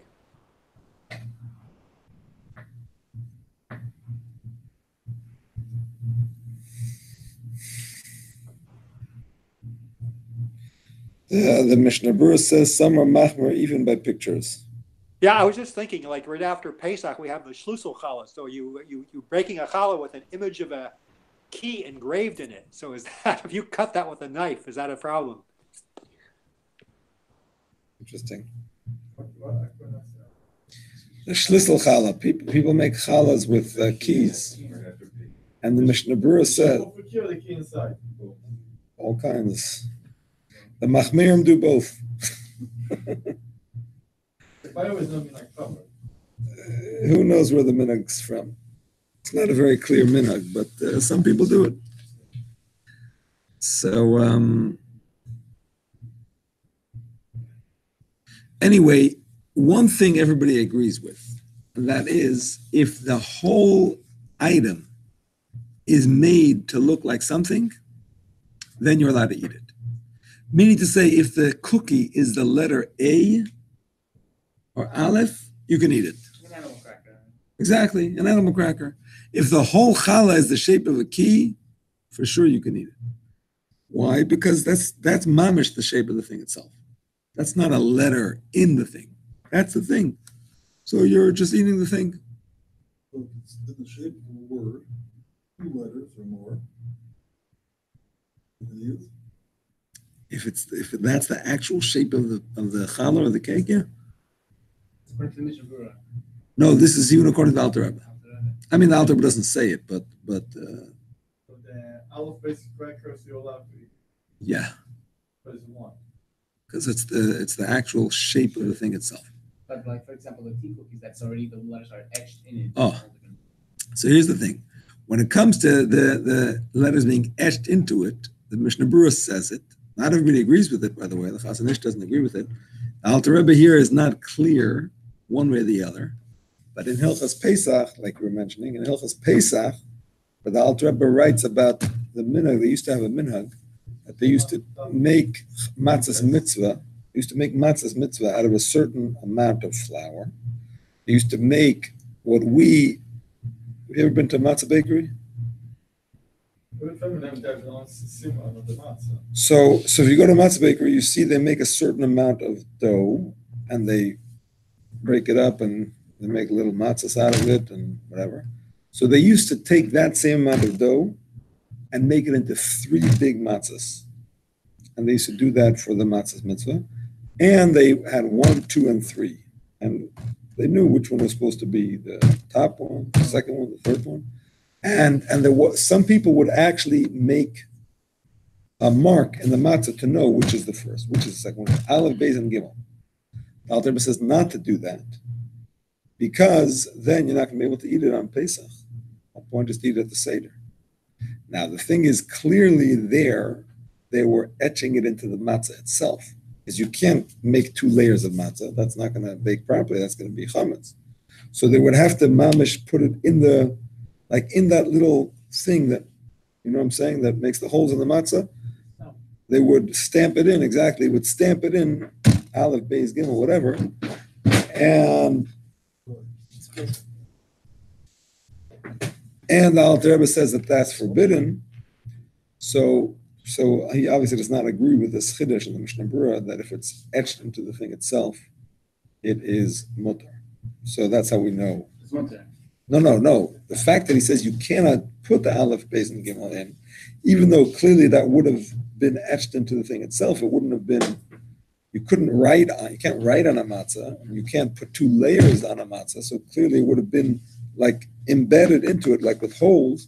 Still, he says not to do it. So clearly, he does not hold of this heter that if it's in the thing itself, if it's etched into the thing itself, it's doesn't allow. exactly.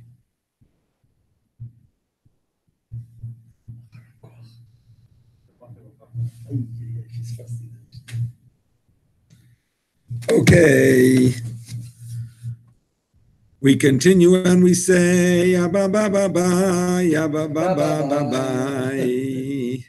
Oisen Sfarim, shekasu aleihem, oisius b'rosh echudei adapim, yesh oisen lepoischum m'shabbos m'shum moicheik, v'chein lenoel and m'shum koisev. My friends, listen carefully. Those Sfarim have written on them letters. Sorry? Yeah. Exactly. So, like, public library of whatever. Some say you're not allowed to open them on Shabbos because you're erasing. And you're not to close them because you're writing. Even though it's not your intention, it's a psik reisha v'lo yamos. Exactly, that's correct.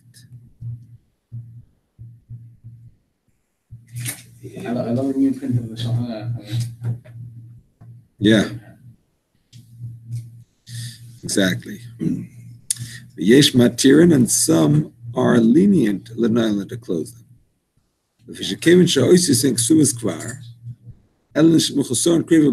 Because the letters are already written and you just have to put them together. This is not considered writing. Because it's very easy to put them together without doing any action. So it's as if they're already put together. You're not accomplishing anything by closing them. Some allow you to open it for the same reason, not some. And so too, this opinion allows you to open it. It's not your erasing, since you could put it together very easily. It's like they are already close. That's the minhag. Meaning to say, when something is so easy to do, it's like it's done already. So when you open it, it's not like it's erased because you could close it very easily. When you close it, it's not like it's really written because you can open it very easily. And erasing is something that is never going to come back the same way, I guess. It's never really erased over here. Right, exactly. The same thing with the wax on top of the letters.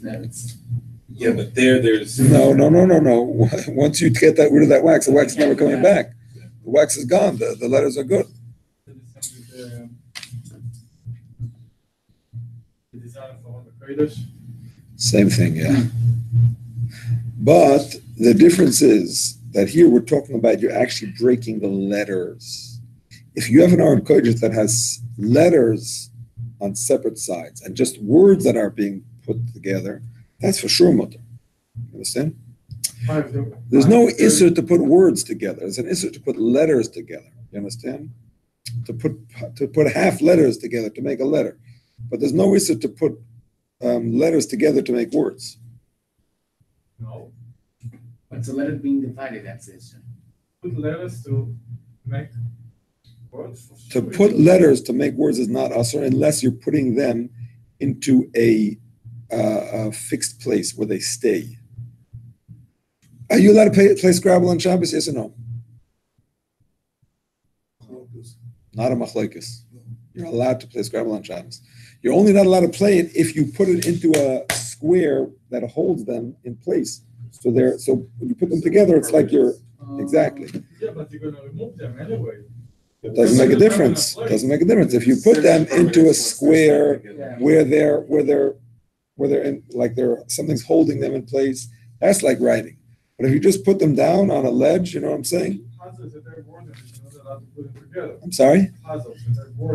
Because the puzzle holds it together, the pieces of the puzzle, you're holding it together. So that's like writing it. You're putting it in a place. But a paroiches, not held, you understand? It's just to use puzzles. Machlokes. The thing about a puzzle is that because it's made to take apart and put back together, some say that it's not called writing or erasing. It's just called playing. It's the same thing as the game with the letters on top of an edge board. Yeah, same thing. Same thing. The psak for Lego is for puzzles is the same as for Lego, that you can let children do it, but adults should not do it. So the same thing should apply to the Scrabble, whatever it's called, even with the frame. It's not kavua. It's this because you put it and then you took it apart. If there's no frame, it's mutter. If you're just putting letters side by side, that's okay. I thought that you shouldn't do it because like you're writing and then you remove it, you're erasing it. No. You're putting the letter close to each other. It's only if you put it close in, if you snap it in something, if you snap it into a holder or something. Not if you just lay it flat on a surface. The point is that when you open and close a book that has the writing on it, the Mekilim hold that it's the same as opening and closing a door in a house. When you open the door, you didn't break the wall. And when you close the door, you didn't create a wall, because the door is made to open and close. So opening and closing a door is just the usage. It's the way you use the wall, not the way you create or destroy. So the same thing here. Because it's made to open and close, when you close it, you didn't create it. When you open it, you didn't destroy it. That's just the way it's made to use. So it's a similar thing to Lego and to all these things. This is the minhag. To be makel.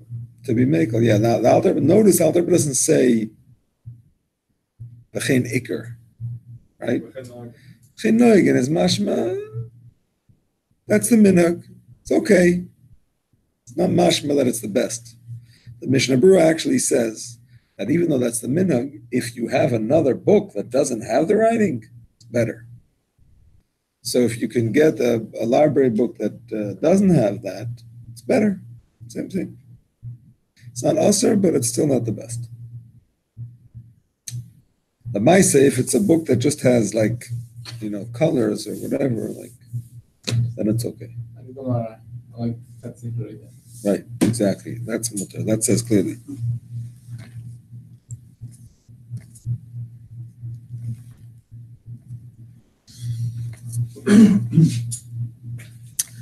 Okay, hamagia ois achas. Hey.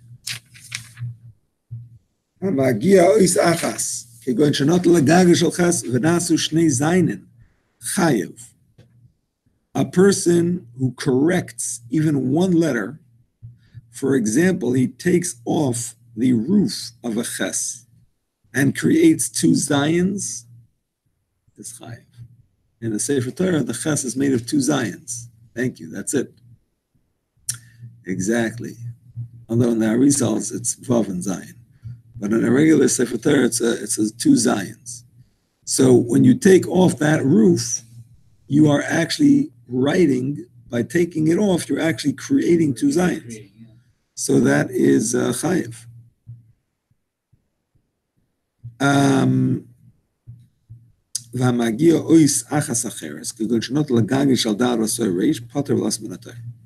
Now let's say you took a letter and you fixed it in such a way that you created another letter. That's potter, but because only one letter, you're going to be only aser and not chayiv. So for example, a dalid is only different than a reish because it has a little thing sticking out the back. You know what I'm saying? A reish is rounded and a dalid is square in the corner. So if you take away that square and you round it, it becomes a reish. So that's like writing a reish. Seven based on chaf, exactly. But it's only one letter, so it's not going to be chayiv. Exactly. So you did not raise one and write one? You're saying, is it ksiva or is it mechika? Yeah, you raise the dalit and you write resh. So it's meaning you do two. But it's issue. No, but what about the zayin? He's asking, what about the zayin? You took off the head, the roof of the ches. You made two zayins. Did you do ksiva or did you do mechika? Because you erased them. That caused the ksiva. That caused the ksiva. I hear you. The action was mechika. But did not mention about the mechika. They say only two letters you did over there. So here you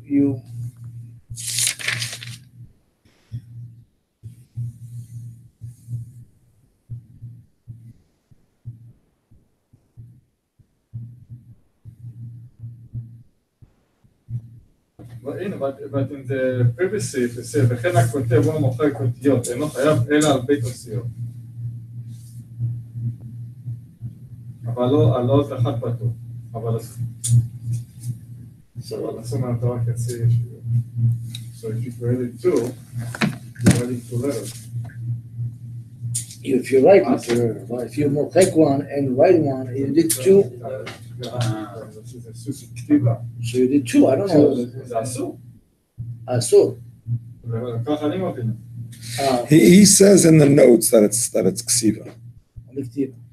Removing the bridge on the ches, that's Two issues on that as Which well. notes are like? in the English. Removing the bridge on the ches, thus making the ches into two zayins, is considered as writing two zayins. Therefore, the person is going to perform the minimum measure of the forbidden labor of writing. What is it over there? Now, as a side point, it's the same. As a side point, I do want to mention, I do want to mention that this is not a kosher way of writing for a Sefer Torah, or Tefillin, or Mezuzah. It's writing concerning Hilchos Shabbos. Exactly, it's writing for the purpose of Hilchos Shabbos. But if you do this for a Sefer Torah, Tefillin, or Mezuzah, you do not have a kosher Sefer Torah, Tefillin, or Mezuzah. In other words, if it's supposed to have two zayins, and it got connected on the top in a way that looks like a ches, and you simply remove that roof, creating two zayins, that is what is called in Hebrew chak tuchos, which means you didn't write the letter. You took away something else to create the letter. That's not a kosher way of writing. Same thing with the dalet and the resh. If you take away the corner to make a resh, that's not a kosher resh for Sefer Torah Tefillin Mezuzah. Now, for the purpose of Shabbos, we don't care that it's not kosher with Tefillin Mezuzah. The fact is you wrote it, and it's legible, and it's a resh, or it's two zayins, chayiv. Because you don't have to write a Sefer Torah to be chayiv on Shabbos. You just have to write. But it's not actually kosher writing for that purpose. Says changing the dalet into a resh is considered as writing only one letter. Yes, And one is only level when he writes two or more letters. exactly. Exactly, correct.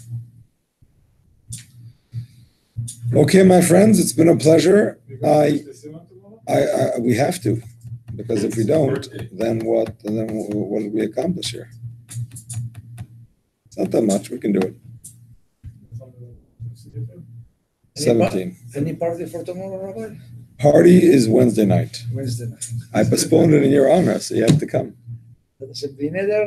You send the address and I already sent it, but I'll send it far again. away. I will do the best. Don't the chat. If you're in Los Angeles or London or even New York, then you're exempt. But Hollywood, not so much. Okay, all the best. Have a good night. My pleasure.